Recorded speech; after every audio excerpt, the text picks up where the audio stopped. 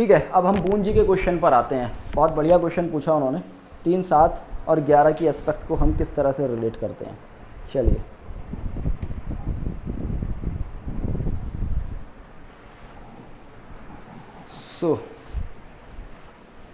चलो यहाँ पर 3, 7 और 11 में तीनों में प्लैनेट है।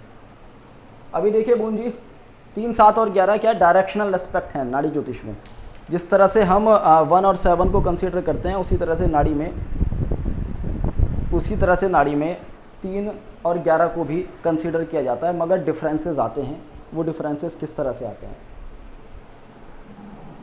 पहली बात तो इनका जो पीछे का लॉजिक है वो समझ लेते हैं। ये डायरेक्शनल एस्पेक्ट हैं, यानी कि जैसे कि ये मिथुन राशि है, ये क्या है? वेस्ट साइन है, पश्चिम दिशा की राशि है। और हम मानते हैं कि जो इसका ये 7 साइन है, यहाँ से डायरेक्ट एस्पेक्ट है, इनके बीच में 180 डिग्री का कनेक्शन है, तो इसको हम डायरेक्ट एस्पेक्ट मानते हैं। और उसका सीधा सा रीज़न है, अगर आप ईस्ट में खड़े होंगे तो वेस्ट में आपकी आइज़ बिल्कुल डायरेक्ट देखेंगी। आप पूरी तरह से कंट्रोल करेंगे ईस्ट में खड़े होकर वेस्ट में जो भी आपको दिख रहा है। सेम हमारे पास 3 और डायरेक्शन है अगर हम ईस्ट में खड़े होते हैं तो वेस्ट के। जैसे कि हम यहाँ वेस्ट में खड़े हैं, ये हमारा वेस्ट डायरेक्शन है। उसके बाद जो हमारे पास ईस्ट डायरेक्शन और आते हैं। अब सेम ये डायरेक्शन है, ये ईस्ट डायरेक्शन है, ये भी ईस्ट डायरेक्शन हो गया और ये भी ईस्ट डायरेक्शन हो गया। तीनों के तीनों ईस्ट डायरेक्शन हो गए, मगर डिफरेंस कहाँ आता है? ये 180 डिग्री पर है और ये 90 डिग्री पर है। ये 90 डिग्री पर है और इसको आप 200 समथिंग डिग्री कैलकुलेट कर लीजिएगा। 360 में से 90 घटा लीजिएगा आप, लगभग 270 बैठेगा। ये 270 डिग्री पर है। अब डिफरेंसेस किस तरह से आते हैं?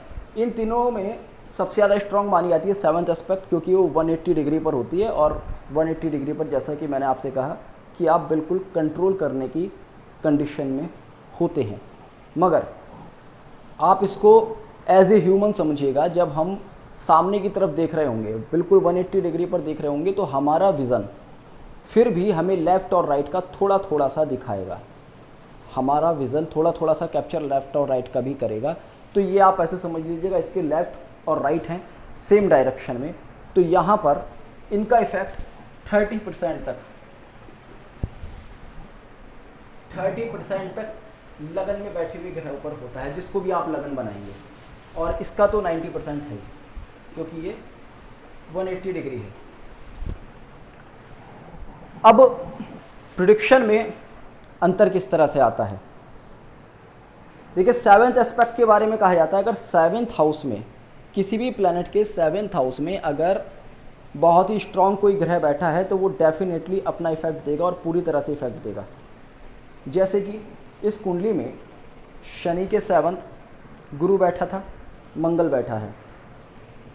अब गुरु और मंगल ने अपना इफेक्ट पूरी तरह से दिया। इन्होंने क्या किया?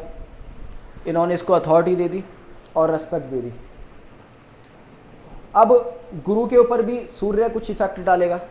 अब मान लीजिएगा आप गुरु को लगन बनाते हैं, तो गुरु के ऊपर सूर्य भी कुछ इफेक्ट डालेगा और गुरु के ऊपर राहु भी कुछ इफेक्ट डालेगा। क्यों? जब हम यहाँ से कंसीडर कर रहे हैं, ये तो इसको तो न्यूट्रल मान लीजिएगा, आप शनि को तो आप भूल जाइएगा, क्योंकि ये तो 9th एस्पेक्ट में आ गया। मगर गुरु के लिए ये इसके 3rd हाउस में है, ये इसके 11th हाउस में है। तो 3rd हाउस का सीधा सा एक लॉजिक है, किसी भी प्लैनेट से जिसको भी आप लगन बनाते हैं, उससे 3rd हाउस में जो ग्रह बैठा होगा, अगर वो फ्रेंड होगा तो एज ए फ्रेंड एक्ट करेगा, आपको बहुत ज़्यादा प्रॉफिट देगा। और अगर एनिमी होगा तो आपको एज एन एनिमी रिएक्ट करेगा और आपको लॉस देगा। सेम 11th हाउस के लिए कंसिडर किया जाता है। 11th हाउस में बैठने वाला प्लैनेट, चाहे वो फ्रेंड हो चाहे वो एनिमी हो, किसी भी प्लैनेट से 11th हाउस में बैठने वाला प्लैनेट आपको हर कंडीशन में केवल और केवल प्रॉफिट ही देगा। तो अब यहाँ पर गुरु की और मंगल की स्थिति आप देख लीजिएगा। गुरु से 3rd हाउस में सन है, सीधा सा प्रेडिक्शन आप निकाल के दे सकते हैं कि इस नेटिव को अपने फादर से बहुत ज़्यादा सपोर्ट मिलेगा। गुरु से 3रे हाउस में सूर्य है। 3रा हाउस किसका है? फ्रेंड्स का है। यानी कि इस इंसान के जो फ्रेंड्स होंगे वो एक रॉयल पर्सनालिटी वाले होंगे। रीज़न क्या है? थर्ड हाउस में जो साइन आ रहा है वो एक रॉयल साइन आया है, थर्ड हाउस में जो प्लैनेट बैठा है वो एक रॉयल प्लैनेट बैठा है। सीधा सा प्रेडिक्शन आप दे सकते हैं, क्योंकि गुरु और सूर्य आपस में मित्र हैं, सीधा सा प्रेडिक्शन आप दे सकते हैं कि गवर्नमेंट से रिलेटेड लोगों से इस इंसान को बहुत ज़्यादा लाभ होगा। गवर्नमेंट से रिलेटेड अगर ये कोई इंसान काम करेगा तो इसको डेफिनेटली फ़ायदा होगा। अभी क्या होता है यहाँ पर आप देखिएगा, क्रॉस किस तरह से हॉरोस्कोप को चेक किया जाता है। शनि से नवम भाव में सूर्य है और गुरु से तीसरे भाव में सूर्य है। गुरु का जो तीसरा भाव है वो सूर्य से सपोर्टिव दिखा रहा है, यानी कि गवर्नमेंट से सपोर्टिव दिखा रहा है, और शनि का तो नवम भाव है ही। तो ऐसे में दोनों ही चीज़ आपस में एक कंफर्मेशन दे रही हैं कि हाँ इस इंसान को गवर्नमेंट और गवर्नमेंट से जुड़े हुए लोगों से बहुत ज़्यादा फ़ायदा होने वाला है। ये क्लियर। अब एक चीज़ आती है कि भाई गुरु से 11 भाव में राहु है, राहु क्या करेगा। अब देखिए राहु के बारे में हालांकि माना ये जाता है गुरु और राहु आपस में शत्रु हैं, मंगल और राहु भी आपस में शत्रु हैं, तो डेफिनेटली कुछ ना कुछ बैड इफेक्ट आना ही चाहिए। मगर 11 भाव की एक नेचर है, 11 भाव आपका हाउस ऑफ गेन कहलाता है। लगन से 11 भाव या किसी भी ग्रह से 11 भाव आपका हाउस ऑफ गेन कहलाता है, और ऐसे में 11 भाव में कोई भी ग्रह बैठे, वो चाहे आपका मित्र हो चाहे शत्रु हो, वो आपको केवल और केवल प्रॉफिट ही देगा। तीसरे भाव में कोई ग्रह बैठेगा वो अपनी एनिमिटी और फ्रेंडशिप के हिसाब से इफेक्ट देगा, मगर 11 भाव वाला केवल और केवल लाभ देने की सोचेगा। यहाँ सूर्य की जगह राहु बिठा दीजिएगा, आप कंडीशन उल्टी कर दीजिएगा। गवर्नमेंट जॉब तो मिलेगी दोनों कंडीशन में, क्योंकि यहाँ पर भी शनि के ऊपर सूर्य का इफेक्ट आ जाएगा। हमने केवल कंडीशन इधर से उधर की है, गवर्नमेंट जॉब दोनों कंडीशन में मिलेगी, मगर जो अथॉरिटी जब सूर्य नवम भाव में आ रहा था तब मिलेगी, वो तब नहीं मिलती। क्यों? उसका एक और रीज़न है, गुरु से तीसरे भाव में राहु आ जाता, गुरु से तीसरे भाव में राहु आता और मंगल से तीसरे भाव में राहु आता। पहली बात तो ये इंसान को इतना ज़्यादा ग्रेडी बना देता कि इसका बहुत हाई लेवल पर प्रमोशन नहीं होता। उसके बाद इस इंसान को फिजिकली फिट नहीं रहने देता कभी भी राहु, क्योंकि इसके बिल्कुल आगे बैठा है, जस्ट एकदम आगे बैठा है, कभी भी इस इंसान को फिजिकली फिट नहीं रहने देता। उस वजह से ये हो सकता था गवर्नमेंट जॉब तो मिलेगी, मगर अपनी ग्रेडीनेस की वजह से, और क्योंकि शनि के भाग्य भाव में कौन आ रहा है? राहु।